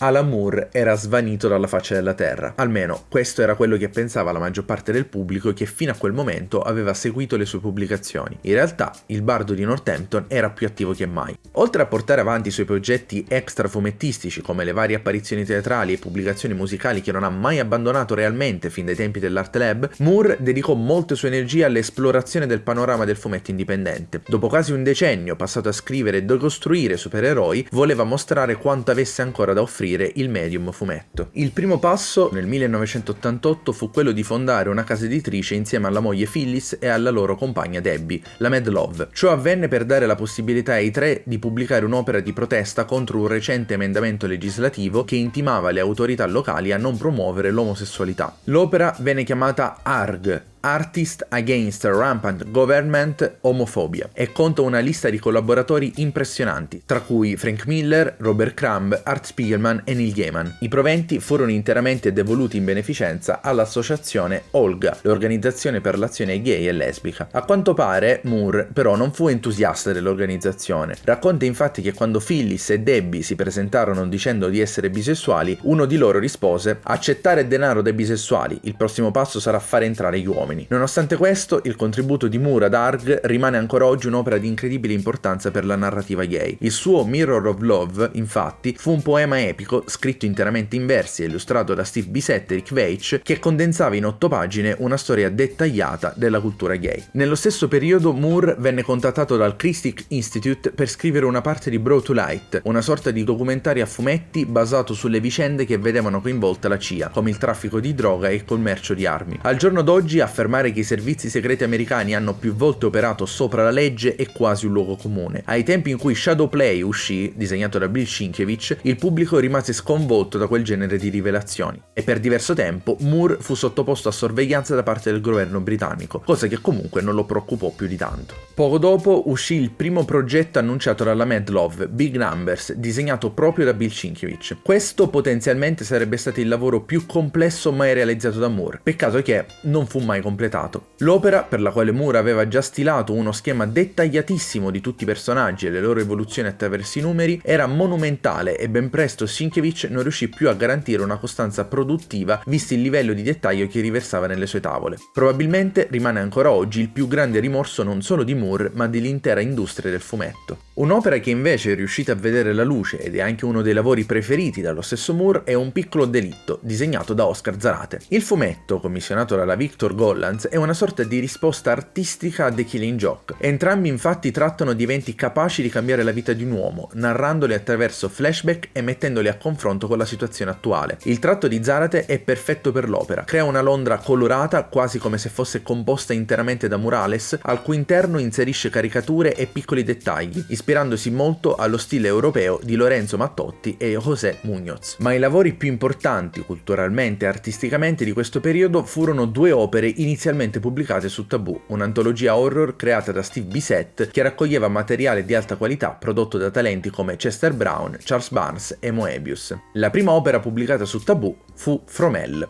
L'opera narra con stile postmoderno e in maniera approfondita la mitologia di Jack lo Squartatore e, contemporaneamente, funge da analisi dell'epoca e della cultura vittoriana. L'opera uscì nel 1988, esattamente un secolo dopo gli omicidi. Il lettore sa fin dall'inizio che Jack è il chirurgo reale Sir William Gould, incaricato direttamente dalla regina Vittoria di eliminare delle prostitute che erano a conoscenza di un figlio reale illegittimo. Gould però è una figura sfaccettata, non solo un uomo di scienza ma anche un pazzo visionario che attribuisce agli omicidi un significato spirituale. L'opera è probabilmente la più narrativamente complessa e densa di Moore, non solo per la mole di ricerca che fece riguardo Londra e i suoi luoghi, ma anche per come riuscì a collegare tra loro questi luoghi e diversi simbolismi. In particolare, nel 4º capitolo, Gould porta il suo cocchiere in giro per la Londra vittoriana. Certe chiese, obelischi, monumenti vengono investiti di un particolare significato storico e simbolico. Se si uniscono i puntini si forma un pentagramma, un sigillo che ha assicurato la dominazione del patriarcato per secoli. Vediamo un primo e crescente interesse di Moore verso la psicogeografia. Come lui stesso dice, il suo lavoro è complesso perché il mondo è complesso. Lui cerca di dare solo una logica a questa complessità, dimostrando che è possibile pensare contemporaneamente a politica, storia, mitologia, architettura e all'omicidio. Ed è tutto collegato. In un dialogo che scrive per Gould, fa notare come l'unico posto in cui dei e demoni convivono indiscutibilmente è la mente umana, dove sono reali in tutta la loro importanza e mostruosità. Fu un concetto talmente folgorante per Moore che, da quel momento, riorganizzò tutta la sua vita e, in occasione del suo 40° compleanno, annunciò che aveva intenzione di diventare un mago. Graficamente l'opera è altrettanto monumentale. Disegnata da Ed Campbell, artista relativamente anonimo all'epoca, le eleganti tavole illustrate a penna e inchiostro dai forti contrasti e con ampie zone nere sfumate riescono a rendere perfettamente l'atmosfera del periodo, una sorta di sintesi fumettistica dello stile vittoriano. È evidente anche il suo amore per gli elementi architettonici, ripresi fedelmente usando fotografie inviategli dallo stesso Moore. Molto furbo anche l'utilizzo della pioggia, della nebbia e dei riflessi per offuscare il dettaglio delle tavole, sottolineando ancora di più l'atmosfera cupa e squallida della Londra vittoriana. From Hell per Moore fu un modo per mostrare com'era possibile far risalire la maggior parte dei progressi tecnologici, politici, artistici o letterari del XX secolo al decennio 1880. Un'opera che cerca di mostrare la connessione tra le cose, le forme che esistono nella storia, i collegamenti degli eventi che a volte sono delle coincidenze, a volte percorsi pregni di significato. L'altra grande opera pubblicata su Taboo fu Lost Girls, Girls, scritta insieme a Melinda Gaby, che si occuperà anche dei disegni. L'opera nacque dalla volontà di Moore di affrontare nuovamente il tema della sessualità, soprattutto dopo l'episodio Rites of Spring di Swamp Thing. L'idea si formò concretamente quando i due autori furono invitati a partecipare ad un'antologia erotica, Tales of Shangri-La, da un loro amico comune, Neil Gaiman. Dopo una rapida condivisione di idee si resero conto che una storia breve all'interno di un'antologia non sarebbe mai bastata, quindi decisero di renderla una serie a tutti gli effetti. Lost Girls è un'opera pornografica post-femminista, un'analisi nata dal confronto tra arte, musica, guerra, cultura europea, aspetti sociali e sesso nella Belle Époque. Ambientata nel 1913, all'alba del primo conflitto mondiale, l'opera conta 3 protagoniste: Alice da Alice nel Paese delle Meraviglie, Dorothy da Il Mago di Oz e Wendy da Peter Pan. La scelta di questi 3 personaggi è duplice. Da una parte sottolinea come siano personaggi smarriti sia figurativamente, visto il loro background narrativo, ma anche fisicamente, e poi perché diede modo ai due autori di far capire subito che l'intera opera ruotava attorno al mondo dell'immaginazione. La scelta del setting storico non fu casuale, ma una scelta nata da precisi calcoli cronologici fatti dai due autori per permettere un ipotetico incontro tra le 3 protagoniste, evitando quindi che Alice fosse troppo vecchia e Dorothy troppo giovane. La differente età delle protagoniste permise anche agli autori di evitare uno dei classici cliché della pornografia, ovvero quello di avere come protagonisti personaggi fisicamente attraenti sui 25 anni. Ciò che rende Lost Girls un'opera di grande rilievo artistico è il modo in cui 3 personaggi archetipi della letteratura per l'infanzia erano coinvolti in una storia erotica che presupponeva il proseguimento della loro vita dopo le vicende narrate nei loro libri. E così come noi siamo cresciuti e i nostri corpi sono cambiati, così come le nostre menti e i nostri desideri, allora anche dei personaggi fantastici potrebbero aver seguito questo stesso percorso. Narrativamente, e non solo, Lost Girls è un esperimento incredibilmente coraggioso, è volutamente provocatorio, ma possiede uno spessore e una raffinatezza che raramente si trovano nel genere erotico. Graficamente è un lavoro altrettanto eccellente. Imitando gli stili di Alphonse Mucha e Egon Schiele, il linguaggio visivo estremamente colorato di Melinda Gaby sfrutta varie tecniche, tra cui penne e inchiostro, acquerelli e acrilici, ma la forma espressiva più usata sono strati delicati e sensuali di matita colorata. Usa pochissimi colori primari, in funzione di rosa e porpore intensi, blu e verdi luminosi, dorati e arancioni brillanti con motivi Art Nouveau diffusi in quasi ogni pagina. Ciascun personaggio è chiaramente riconoscibile grazie all'abbinamento impeccabile di temi specifici. Alice è rappresentata da specchi e riflessi, le sue sezioni di storia sono rappresentate con acquerelli in vignette ovali. Le sezioni di Wendy sono ricche di ombre che rappresentano la sua repressione sessuale, contenute in vignette alte e allungate, mentre le sezioni di Dorothy nel Kansas sono rappresentate da vignette con panoramica grandangolare. Con il modus operandi di Gaby e Moore ci sarebbero voluti anni per completare l'opera, quindi per venire incontro a Melinda, Alan abbandonò le sue famose sceneggiature ultra dettagliate e preparò degli schizzi in miniatura per definire l'impaginazione e scrisse le didascalie e i dialoghi solo dopo che i disegni furono terminati. Il rapporto tra i due autori fu diverso da tutti quelli che Moore aveva avuto fino a quel momento. Era un periodo particolare della sua vita. La casa editrice che aveva fondato insieme alla moglie e alla loro compagna era formalmente fallita. I due divorziarono e la moglie si trasferì insieme alla loro compagna portando con sé le 2 figlie. In tutto questo il rapporto professionale tra lui e Melinda cambiò. La loro unione artistica si trasformò in un'unione sentimentale. Come lui stesso racconta, questo fu di grande beneficio per entrambi perché nella loro relazione tendevano ad essere tanto diligenti quanto lo erano su Lost Girls. Nonostante le auspicabili controversie nate da alcune specifiche zone della società, Lost Girls ricevette critiche estremamente positive. L'opera portò il fumetto in territori allora inesplorati ed è con ogni probabilità uno degli esperimenti più sorprendenti della letteratura contemporanea. Nonostante l'incredibile produzione di questo periodo, agli inizi degli anni 90 Moore si trovava in una condizione particolare. Molte sue opere erano interrotte a causa delle difficoltà del mercato indipendente e anche la sua casa editrice era fallita, diventando un buco nero economico. Si trovava quindi a dover cercare un modo per portare avanti la sua poetica artistica e, attraverso essa, sopravvivere. Ancora una volta troverà queste risposte nel mercato americano.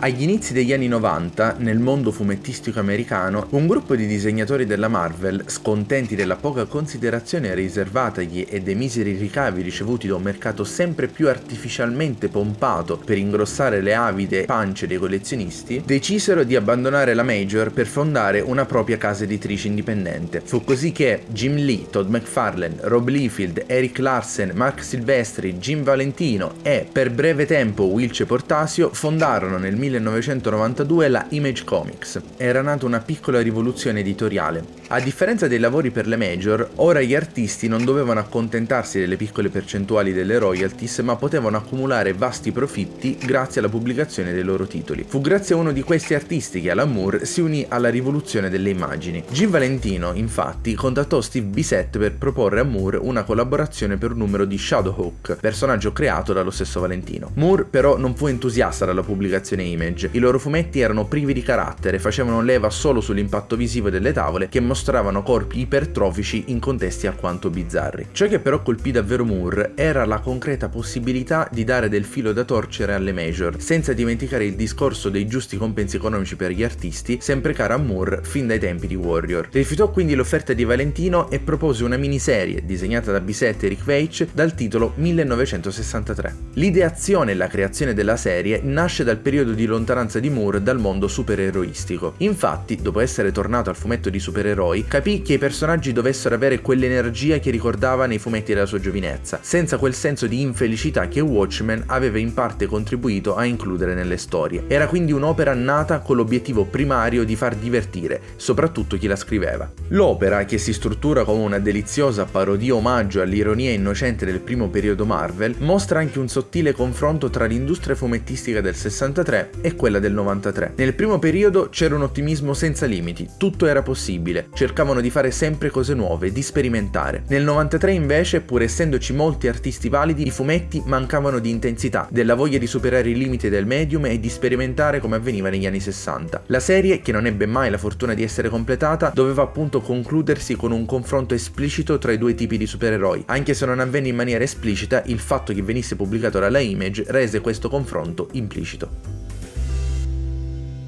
L'omaggio a quel periodo non si fermò soltanto a livello narrativo, ma anche produttivo. Moore decise di usare il metodo simil Marvel, ovvero buttare giù un layout di una tavola, parlare al telefono con i disegnatori descrivendo le vignette. Successivamente, dopo l'arrivo dei disegni, Moore ritoccava i dialoghi e inviava di nuovo ai disegnatori. In questo modo la produzione procedeva molto velocemente e permetteva a Moore di dedicarsi senza troppa fatica alla sceneggiatura dell'opera. Dopo aver saputo che Alan Moore aveva pubblicato una sua serie per Jim Valentino, altri due fondatori della Image si fecero avanti per collaborare con il bardo di Northampton. Il primo fu Todd McFarlane, che gli propose una collaborazione sulla testata più importante della Image, il suo Spawn. Per la testata Moore scrisse 4 miniserie, 2 delle quali dedicate al nemico di Spawn, Violator. Si tratta di storie d'avventura ben raccontate, con diversi colpi di scena e anche delle sperimentazioni narrative. Ciò che davvero colpì fu come Moore capì davvero la potenzialità del personaggio e quindi espandere la cosmologia del suo universo. Il secondo autore che chiese una collaborazione a Moore fu Jim Lee per la serie più popolare della sua testata Wildstorm, ovvero Wildcats, una serie bizzarra che aveva come protagonisti un supergruppo diviso tra personaggi inseriti in un contesto metropolitano e altri impegnati in un eterno conflitto galattico. Nonostante le sue storie siano migliori rispetto al resto della produzione di quel periodo, probabilmente i soggetti scritti per queste storie, ma in generale per il primo periodo Image, risultano i più deboli mai prodotti. Si ha la sensazione che Moore non ci mette il cuore e non c'è traccia dell'ossessione per i dettagli che caratterizza la maggior parte delle sue opere. Citando lo stesso Moore, ho perso un sacco di tempo a cercare di capire quali potessero essere i gusti del pubblico. Fu una cavolata, non so davvero dove fosse finita la mia solita arroganza. Nel mio lavoro, in fondo, non mi sono mai preoccupato di cosa volessero le persone, ma piuttosto di dir loro cosa volessero. Il suo successivo lavoro, invece, sarà il miglior lavoro del primo periodo Image. Supreme, serie creata da Rob Liefeld, era essenzialmente una banale fantasia con protagonista protagonista una copia di Superman che uccideva i suoi nemici. Viveva avventure sempre più cosmiche, senza però il fascino e il carattere posseduto dalle migliori storie di Superman. Il dinamismo dei disegni di Liefeld era compromesso da una debole resa anatomica e le sue storie erano fiacche anche per gli standard della Image. Moore, ancora una volta, prende uno dei peggiori prodotti della casa editrice e lo rende uno dei migliori. Stavolta però, invece di eliminare tutto il bizzarro a favore di un maggiore realismo, Moore opera al contrario. Supreme infatti diventerà in tutto e per tutto il Superman della Silver Age. L'opera però non è solo una lettera d'amore per il fumetto anni 60. Le storie funzionano perfettamente a livello narrativo, riescono a rappresentare in maniera ironica e consapevole la storia del fumetto e dei suoi personaggi. Il successo della serie portò Rob Liefeld a creare un proprio marchio, la Awesome Entertainment, e chiese a Moore di dare nuova vita a tutti i suoi personaggi. Moore riuscì a ripetere quanto di buono fatto con Supreme, dando ai personaggi un alone retro con storie in stile Silver o Golden Age. Niente pareva fermare l'impeto creativo di Moore, niente a parte la crisi finanziaria della Awesome nel 1998. Le pubblicazioni si fecero sempre più sporadiche fino a fermarsi del tutto con il numero 56 di Supreme. Gli anni 90 fino a quel momento avevano sì visto il ritorno di Moore al mondo del fumetto mainstream, ma a parte qualche piccola eccezione le sue produzioni non erano state a livello delle precedenti. Fu però quando alla fine degli anni 90, dopo il fallimento della Awesome, i diritti passarono alla Wildstorm di Jim Lee che le cose cambiarono. Quest'ultimo infatti propose a Moore di creare una sua etichetta e così nacque la America's Best Comics, o ABC. In un solo weekend il bardo di Northampton sfornò una quantità di idee tale da coprire 5 nuovi titoli: Tom Strong, Tomorrow Stories, Top 10, La Lega degli Straordinari Gentlemen e Promethea. Sapendo di avere a che fare con un editor ragionevole, Moore cedette tutti i diritti della ABC alla Wildstorm di Jim Lee, tranne quelli della Lega degli Straordinari Gentlemen, che rimasero a lui e Kevin O'Neill. Fu in quel periodo che giunse la notizia che la Wildstorm era stata acquistata dalla DC. Moore si trovò quindi in una situazione alquanto spiacevole. Aveva giurato che non avrebbe mai più lavorato per la DC e in un primo momento pensò anche di venir meno al contratto firmato. Ciò che lo fermò dal farlo furono due fattori. Il primo, se avesse rifiutato avrebbe lasciato senza lavoro tutte le persone con le quali si era accordato. Il secondo, gli venne assicurato che la Wildstorm avrebbe agito da cuscinetto tra lui e la DC e che quest'ultima non avrebbe interferito con le sue scelte. Fu così che nel 1999 uscì la prima serie dell'etichetta ABC, La Lega degli Straordinari Gentlemen.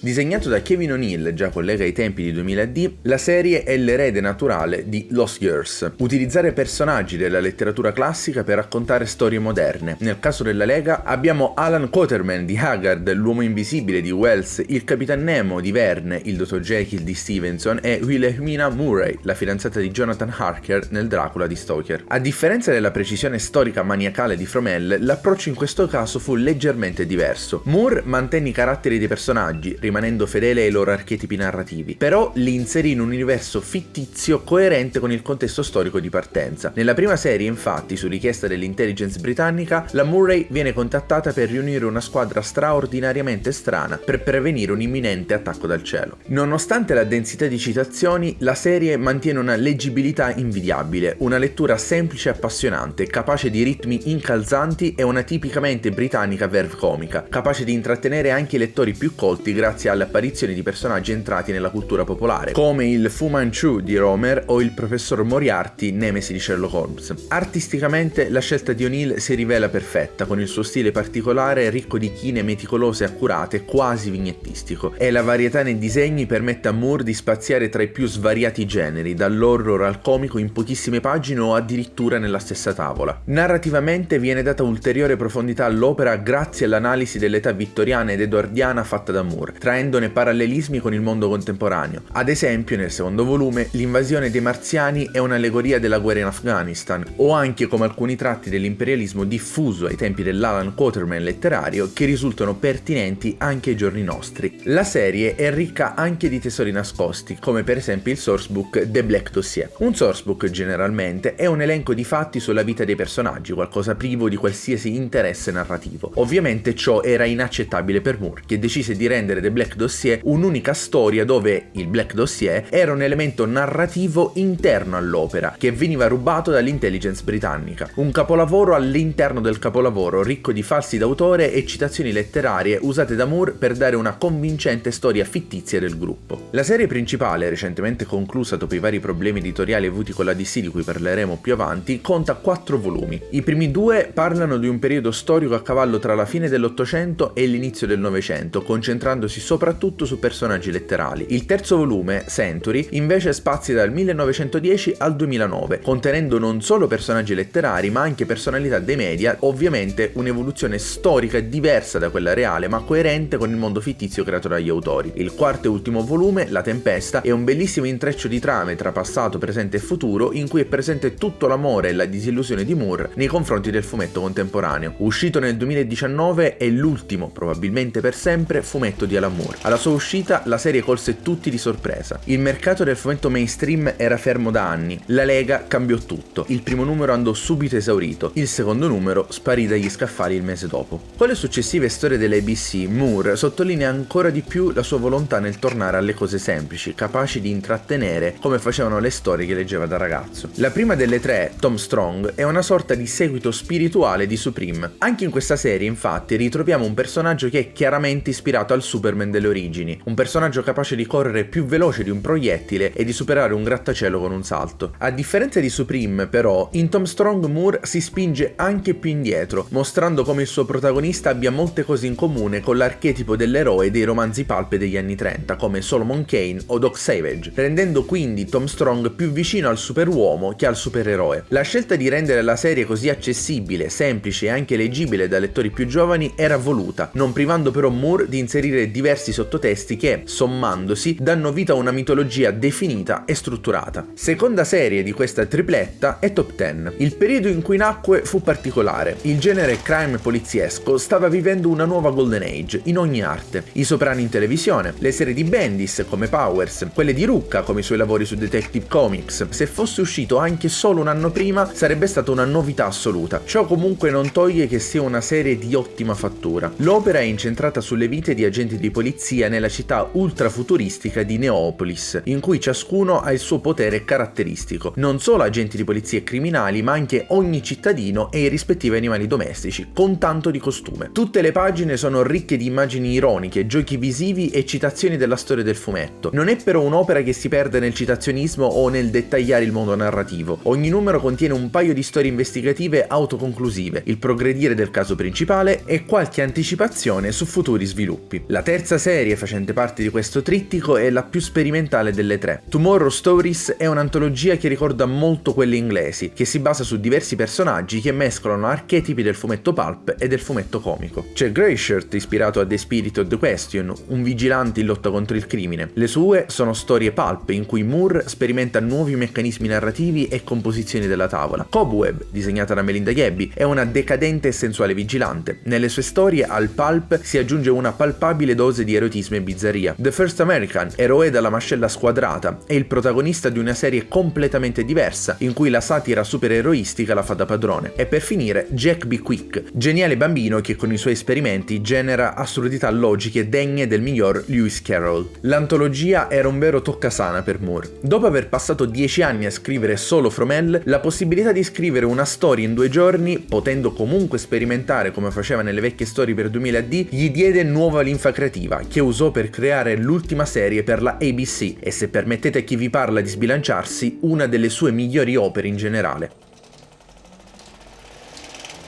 Come vi ricorderete, nel 1993, durante i festeggiamenti per i suoi 40 anni, Moore annunciò a tutti di voler diventare un mago. Lungi da voler essere una battuta, Moore iniziò gli studi ad un livello accademico, leggendo diversi autori come ad esempio Aleister Crowley e praticando riti volti ad una maggiore comprensione di sé e della realtà. È importante aggiungere che per Moore la definizione di magia era volutamente molto ampia, ovvero qualsiasi interazione intenzionale con i fenomeni e le potenzialità della consapevolezza. Per il bardo di Northampton, Hampton, infatti, la magia inizialmente raccoglieva al suo interno la scienza, la medicina, l'astronomia, le arti visive e letterarie, la musica e la matematica. Tutte queste pratiche ebbero origine con lo sciamanismo e successivamente, con i primi insediamenti umani, la magia iniziò a frammentarsi, generando artisti, scrittori, musicisti e sacerdoti. Successivamente perse altre frazioni quando l'alchimia lasciò il posto a scienza e medicina. Con questa visione, quindi, la magia rappresenta la quasi totalità della cultura che ci circonda e il compito dei moderni maghi e artisti è quello di riassemblare questo mondo frammentato. Questo piccolo preambolo era necessario per capire quanto sia densa di significati la successiva e ultima opera mainstream di Alan Moore, Promethea, disegnata da James H. Williams III.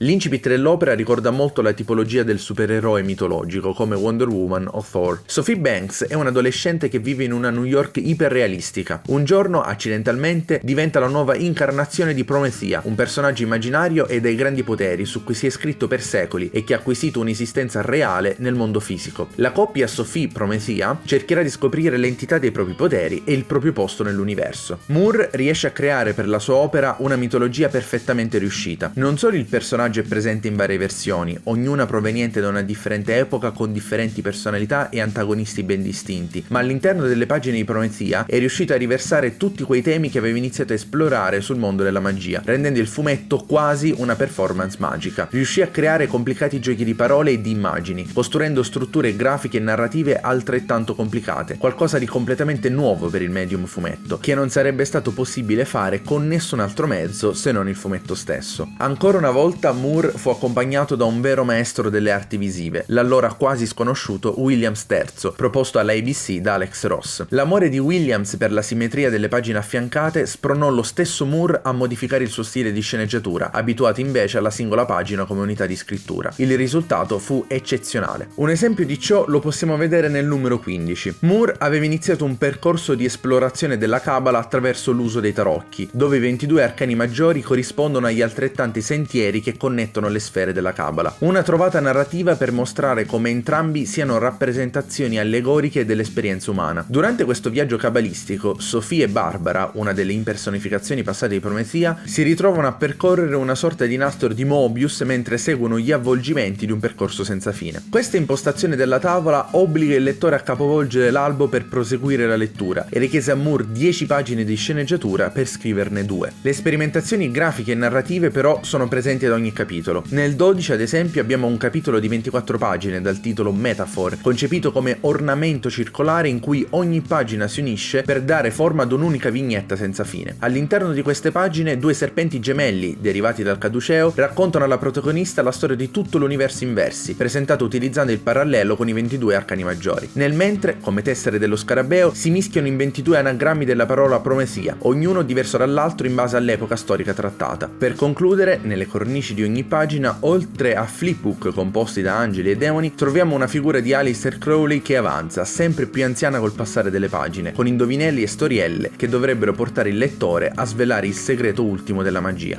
Nonostante i problemi che ha avuto durante la pubblicazione, soprattutto a causa dei continui interventi della casa editrice, Promethea giunse ad un'epica conclusione con il numero 32, diventando a pieno diritto una delle migliori opere di Moore, una rappresentazione di una filosofia a cui il lettore non deve aderire per forza per apprezzarne il valore e lo splendore. Fu così che Alan Moore, all'alba dei 50 anni, pressato dalle scadenze e dalle intromissioni della DC, decise di lasciare l'industria del fumetto. Fece qualcosa che prima di allora nessuno aveva mai fatto. Poté chiudere la propria linea di fumetti non perché fossero finiti i soldi, ma perché volle lui. E ovviamente la fine dell'universo ABC venne resa narrativamente, come da tradizione di Moore, all'interno dell'ultimo numero di Tom Strong, il 36esimo. Ripensando a quel periodo, Moore afferma che fu ricco di novità e sperimentazioni, soprattutto con Promethea, dove ha spinto le possibilità e le capacità del fumetto oltre i limiti della sua stessa consapevolezza. Citandolo, alcune parti di Promethea erano così assolutamente intelligenti che ancora oggi posso star qui a compiacermi del suo fulgore. Ma la domanda che tutti, magari lo stesso Moore, si posero agli inizi del nuovo millennio fu: e ora?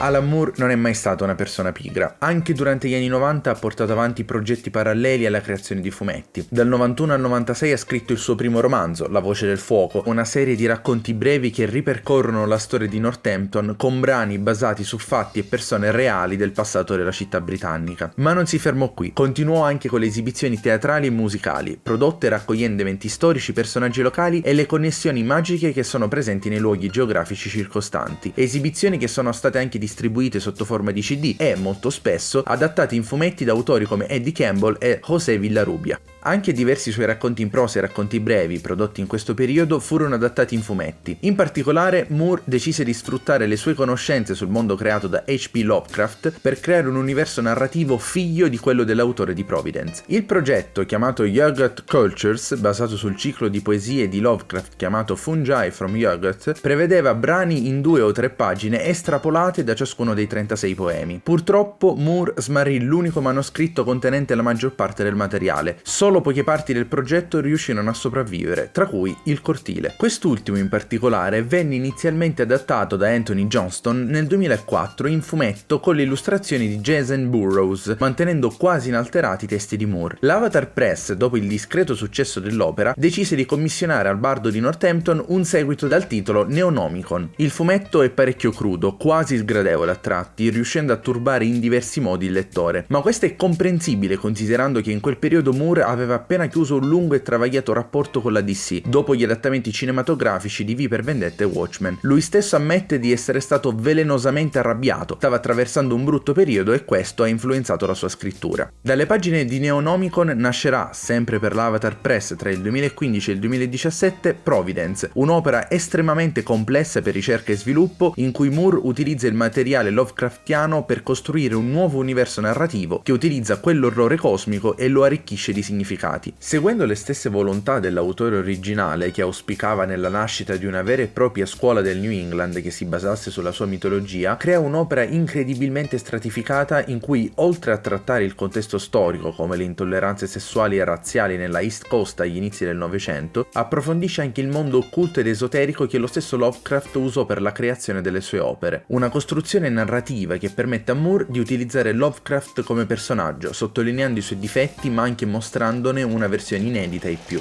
Moore appare spesso come un uomo burbero, eremitico. In realtà Moore è sì una persona che rifugge la celebrità, ma anche incredibilmente aperta al prossimo, come mostrano le numerose iniziative benefiche fatte per la sua città. Una persona che vive molto la comunità che lo circonda, come dimostra la nascita di Dodgeman Logic, fanzine nata per dare voce ad artisti locali e nazionali, oltre che parlare della città che ha sempre ospitato e sempre ospiterà Moore, ovvero Northampton. Alan ha fatto tanto per il fumetto, ha dato la maggior parte della sua vita adesso e lo ha amato come pochi altri. Probabilmente è l'autore che più di tutti l'ha cambiato e influenzato. Per contro, però, l'industria del fumetto ha sempre cercato di sfruttarlo per il proprio tornaconto. Semplicemente il bardo di Northampton ha sempre deciso di non piegarsi e far valere i suoi diritti e quelli dei suoi colleghi artisti, anche se molto spesso quest'ultimi non l'hanno compreso. La carriera di Moore, anche se magari terminata per quanto riguarda la non arte, senza dubbio continuerà. Dopo aver esplorato ed esteso i confini del fumetto, ora è il turno di letteratura, cinema e musica. L'unica cosa certa è che non si fermerà mai dal creare mondi meravigliosi. Per citare un'ultima volta il bardo di Northampton, solo quando sarò stramazzato morto sulla mia macchina da scrivere, non un secondo prima, mi volterò per vedere quanto lavoro ho prodotto. Sono sicuro che l'80% sarà una schifezza, ma ci saranno anche un paio di cosette che sfideranno il tempo, e sono sicuro che saranno quelle che meno mi aspetto.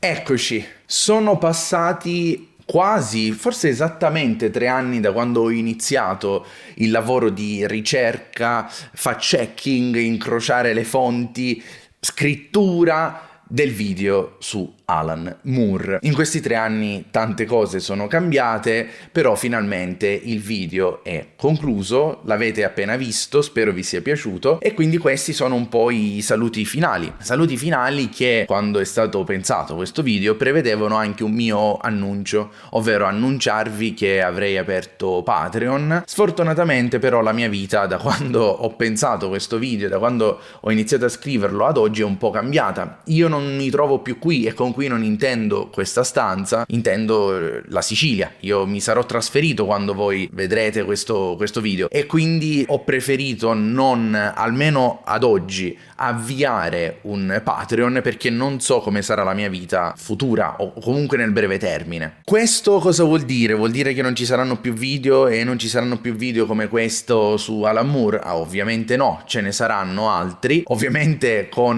una cadenza un pochino più serrata, cioè non uno ogni 3 anni, però ecco, a parte questo io volevo ringraziarvi per tutto il supporto che mi avete dato in questi 3 anni, perché io 3 anni fa ho iniziato anche a costruire anche una mia identità su YouTube, con il video su Yotsuba. Il video di Moore in questo senso si configura un po' come un ibrido, perché l'ho scritto anni fa, però è stato paradossalmente il punto di arrivo, che non è però un punto di fine, cioè è il punto di arrivo, coincide con una nuova partenza. Chissà dove ci porterà, ma detto ciò, perché già mi sto dilungando abbastanza e il video è durato abbastanza, io voglio passare ai ringraziamenti, e il primo che voglio ringraziare è Claudio Squilibrista, la sua dote da montatore, che non si limita solo a quello, perché negli anni Claudio ha approfondito anche lui il personaggio di Moore, ha scovato fonti che non pensavo esistessero, quindi se il video è quello che è, il merito principalmente è suo. Poi ovviamente voglio ringraziare tutti gli artisti che hanno contribuito a questo video, trovate tutto in descrizione, i loro profili social e quant'altro. Voglio ringraziare anche Pianistoide, che ha fatto i jingle, chiamiamoli così, che sentite all'inizio di ogni capitolo, e voglio ringraziare ovviamente la mia community, che ho già fatto prima, ma è importante anche farlo 2 volte. Per concludere, io perché ho parlato di Alan Moore? Non solo perché è stato uno degli autori più influenti per me, lasciando stare quello che ha fatto per il linguaggio e per l'arte del fumetto, ma per me, ma perché volevo mostrare che è ancora possibile un certo tipo di contenuto riguardo al fumetto, anzi è qualcosa che io spero sempre più persone possano fare, e soprattutto sempre più persone possano accogliere volentieri. Il fumetto non è soltanto un piacevolissimo passatempo, per me è la più grande manifestazione artistica dell'essere umano. Vi abbraccio tutti e a un prossimo video. Ciao!